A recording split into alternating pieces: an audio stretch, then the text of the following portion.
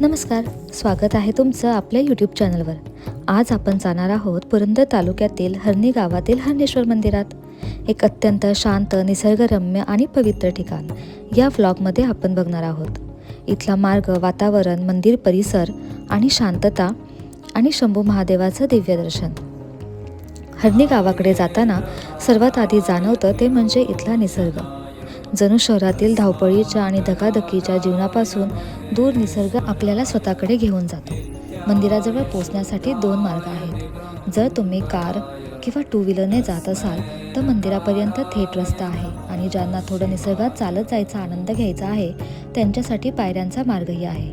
इथल्या शांततेत चालताना हवा, पक्ष्यांची किलबिल आणि मंदिराची साधी पण पवित्र वास्तू मन प्रसन्न करते।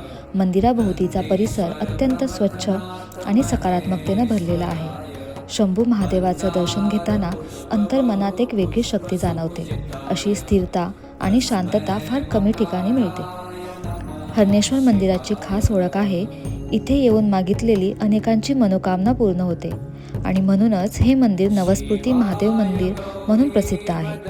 पंचक्रोशीतील अनेक लोक आपली इच्छा मनात घेऊन इथे येतात, महादेवाच्या चरणी नवस घालतात।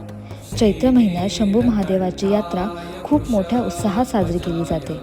तेव्हा महादेवाच्या दर्शनासाठी दूरवरून हजारो भक्त इथे येतात। मंदिराच्या वरून दिसणारा परिसर अतिशय सुंदर आहे। हिरवीगार झाडी, दूरवर पसरलेलं गाव आणि आकाशाची एकसंध शांतता, निसर्ग आणि अध्यात्म इथे एकत्र येतात।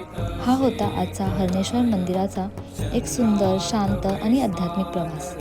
तुम्हाला जर हा व्लॉग आवडला असेल तर नक्की लाईक, कमेंट आणि सबस्क्राईब करा।